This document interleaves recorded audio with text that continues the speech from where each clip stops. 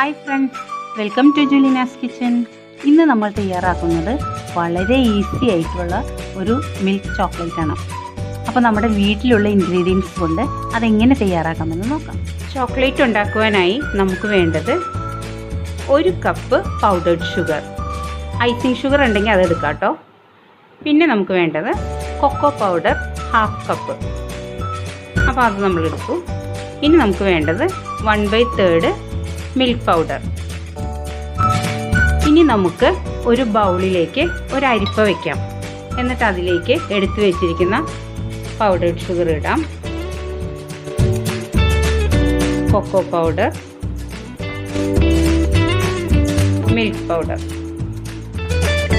എന്നിട്ട് ഇതെല്ലാം കൂടെ നന്നായിട്ടൊന്ന് മിക്സ് ചെയ്യാം.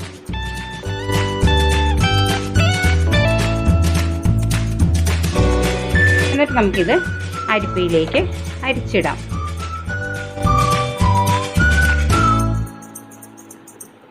ഇതിൽ തരികളൊക്കെ ഉണ്ടാവും, അപ്പോൾ ആ തരികളൊക്കെ പോയി കിട്ടാൻ വേണ്ടിയിട്ടാണ് നമ്മളിതിങ്ങനെ അരിച്ചെടുക്കുന്നത് കേട്ടോ. കണ്ടോ, ഇപ്പോൾ താഴെ കുറച്ച് പൊടികൾ വന്നിരിക്കുന്നുണ്ടോ? ഇത് നമുക്കൊന്നും കൂടെ വേണമെങ്കിൽ പൊടിച്ചിടാം. നമുക്കിതെല്ലാം കൂടെ നന്നായിട്ടൊന്ന് മിക്സ് ചെയ്ത് കൊടുക്കാം.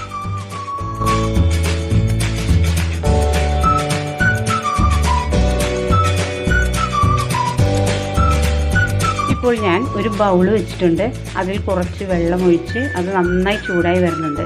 ഇനി നമുക്ക് അതിൻ്റെ മീതെ ഒരു ഗ്ലാസ് ബൗൾ വെച്ച് കൊടുക്കാം. ഇതിലേക്ക് നമുക്ക് ഒരു 1/4 കപ്പ് വെളിച്ചെണ്ണ ഒഴിച്ചു കൊടുക്കാം. വെളിച്ചെണ്ണയ്ക്ക് പകരം ബട്ടർ ഉപയോഗിക്കാം കേട്ടോ. നിങ്ങൾക്ക് വെളിച്ചെണ്ണയുടെ ടേസ്റ്റ് ഇഷ്ടമല്ലെങ്കിൽ ബട്ടർ യൂസ് ചെയ്യാം.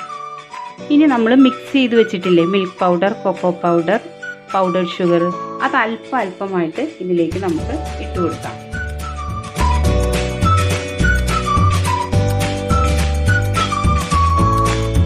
നന്നായി മിക്സ് ചെയ്ത് കൊടുക്കാം.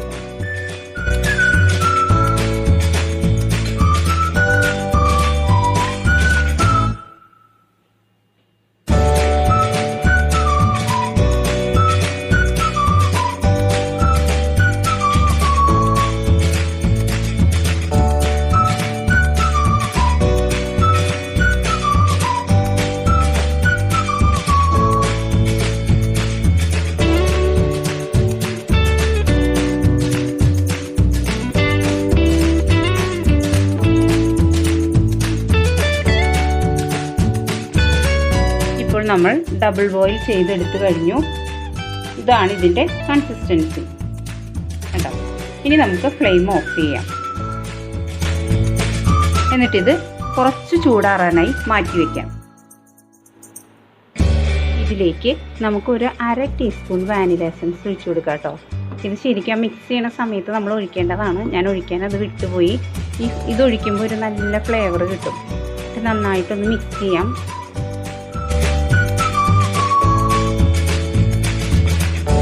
ഇതിൻ്റെ ചൂട് ഇപ്പോൾ ഒരുവിധം ആറിയിട്ടുണ്ട് കേട്ടോ. ഇനി നമുക്കിത് ചോക്ലേറ്റ് മോൾഡ് ഉണ്ടെങ്കിൽ അതിലേക്ക് ഒഴിക്കാം, ഇല്ലെങ്കിൽ ഒരു ഐസ് ട്രേയിൽ ഒഴിച്ചാലും മതി കേട്ടോ. ഞാനിപ്പോൾ ഇതൊരു ഐസ് ട്രേയിലേക്ക് ഒഴിക്കുക കേട്ടോ.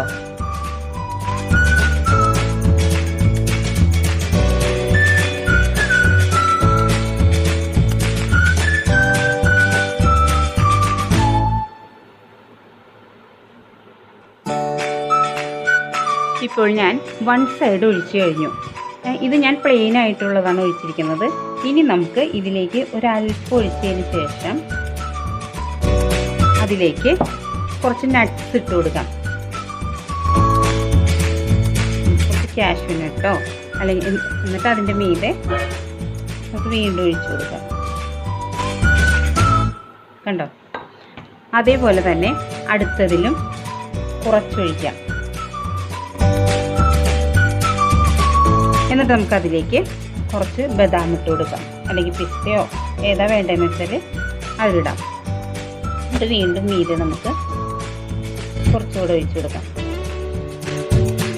ഇങ്ങനെ നമുക്ക് നട്ട്സ് ഇട്ടും ഉണ്ടാക്കാം, അല്ലാതെ പ്ലെയിൻ ആയിട്ടും ഉണ്ടാക്കാം.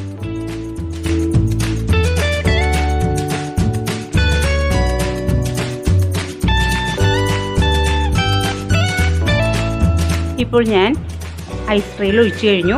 ഇനി നമുക്കിത് സെറ്റാവാൻ ഫ്രീസറിലാണ് വെക്കുന്നതെങ്കിൽ വേഗം സെറ്റായി കിട്ടും. ഇല്ല ഫ്രിഡ്ജിനകത്താണ് വെക്കുന്നതെങ്കിൽ 1 മണിക്കൂറെങ്കിലും വേണ്ടി വരും കേട്ടോ.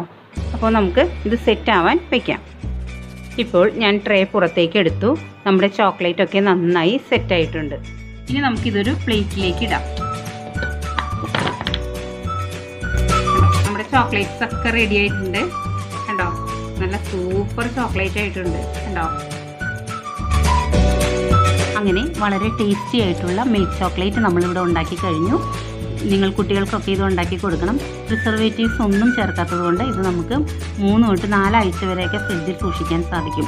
അപ്പോൾ ഈ റെസിപ്പി നിങ്ങൾക്ക് എല്ലാവർക്കും ഇഷ്ടമായിട്ടുണ്ടാവുമെന്ന് വിശ്വസിക്കുന്നു. മറ്റൊരു റെസിപ്പിയുമായി നമുക്ക് വീണ്ടും കാണാം. Thank you.